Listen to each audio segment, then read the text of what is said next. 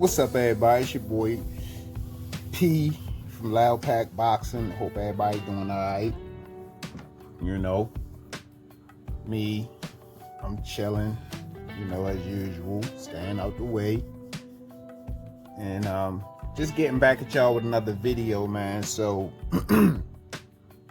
in the wake of Errol Spence, in the wake of Errol Spence's dominant performance over Dennis Ugas and snatching that third belt, the talks have begun, of Terence Crawford versus Errol Spence, which I'm all about. I'm not going to do too much talking about it because I already talked and said pretty much everything I got to say about the fight. I'm just waiting for a fight date and the actual fight to take place.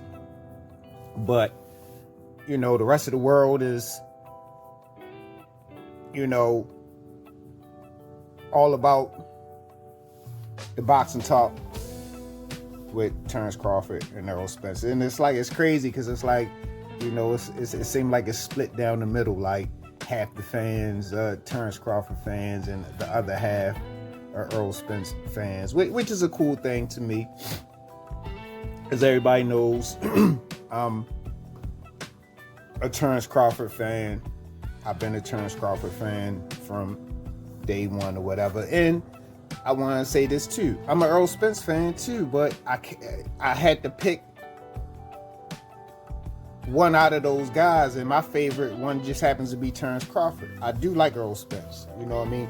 It's a reason why Terence Crawford I pick him over Errol Spence as far as being my favorite fighter, but that's neither here nor there. But I just want to clear up that if you say you're a Terence Crawford fan or you say you're an Errol Spence fan, then people just automatically think that you don't like the other fighter. And that's the furthest thing from the truth. For me, anyway. You know what I'm saying? I definitely like Errol. I respect Errol. And I appreciate what he brings to the game. But when all the smoke settled, I'm Team Crawford. Just bottom line. But anyway, back to the main point of this video. With the world waiting in suspense for, this mega welterweight unification,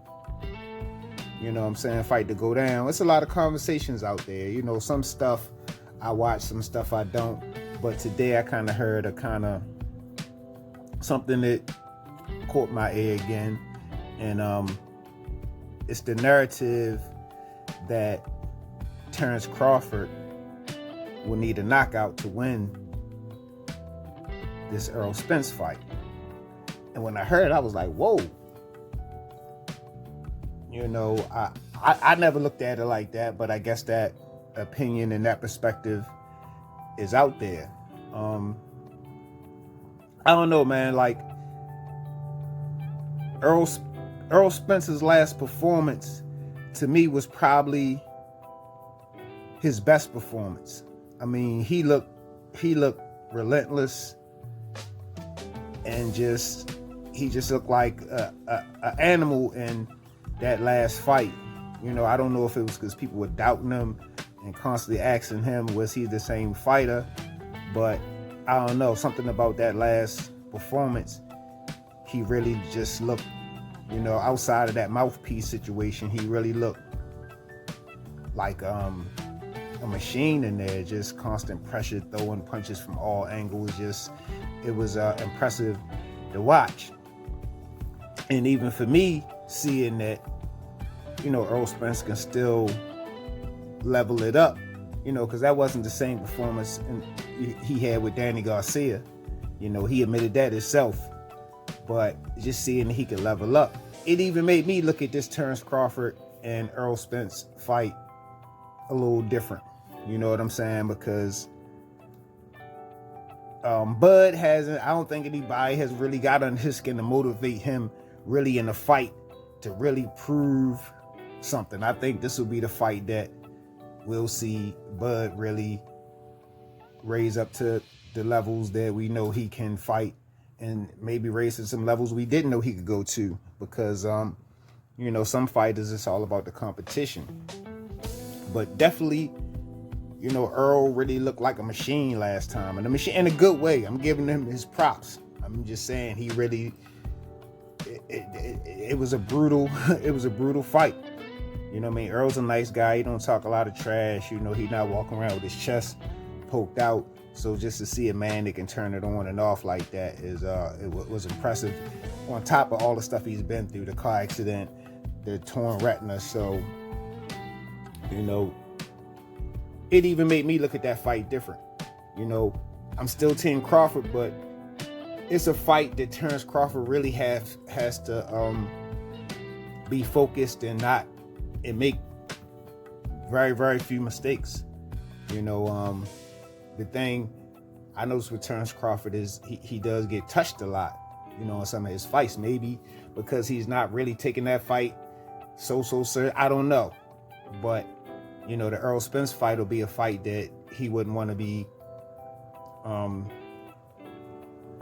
given those opportunities for Errol Spence to, touch him with some of those bombs that the boy be throwing, Earl breaking faces.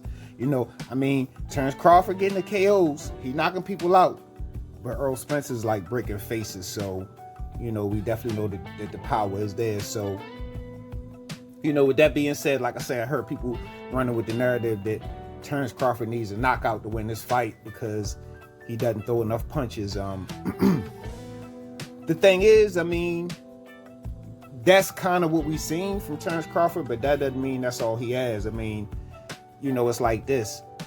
Errol Spence, he's getting recognition as being the best fighter at 147 pounds. Terence Crawford is getting recognition as being the number one pound for pound fighter in the world. It's a difference between those two things. And basically it's the skill set. Like I say, Errol Spence reminds me of Marvin Hagler, who was one of my favorite fighters. Just with that, nothing fancy, not fast, not a lot of footwork, just constant pressure.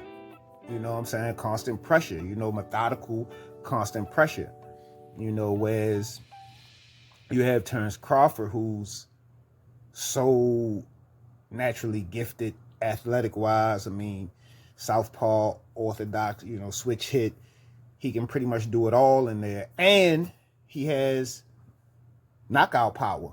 On top of that, that's a weird combination to have all of the attributes that he has, and the cherry on the top is he has some pop. Like I said, I think he's knocked out his last 10 out of 11 opponents, something crazy like that. So, Terence Crawford is definitely a special fighter, and Errol Spence is a special fighter, both for their own reasons. But it's no way in the world that I believe that Terence Crawford needs a knockout to win this fight. Like I say, we have a guy who they're saying is the best at 147. We have a guy who's saying is the best pound for pound in the world. What happens when these two guys clash? It still remains to be seen. I'm sure Terence Crawford saw that Ugas fight. He saw Earl turn up. He's aware of some adjustments he needs to make. And then you're talking about Terence Crawford, a guy with probably one of the highest ring IQs outside of Floyd Mayweather in the fight game. So come fight night, this is a guy who knows how to make adjustments on the fly. So it's too many variables to even make a crazy statement like that Terence Crawford needs a knockout to win this fight. And the fight hadn't even started yet. Normally that's something a person might say halfway through a fight, but the fight we don't even have a fight date yet, and people are saying stuff crazy like that. So that caught my attention, and I just wanted to kind of get my take on the fight as we build up to the lead up to whenever the fight date will be, which we don't have it right now. But like I say, it's definitely going to be a chess match. I can't wait for the fight. It's a 50-50 fight. You know what I'm saying? At the end of the day, I don't think the fight fans can lose. Neither one of these guys are bad guys. You know what I'm saying? you like who you like due to personal preference or whatever, but neither one of these guys are bad guys. So after this fight, we'll have an undisputed welterweight champion, I believe, for the first time in history. So that's gonna be okay with me.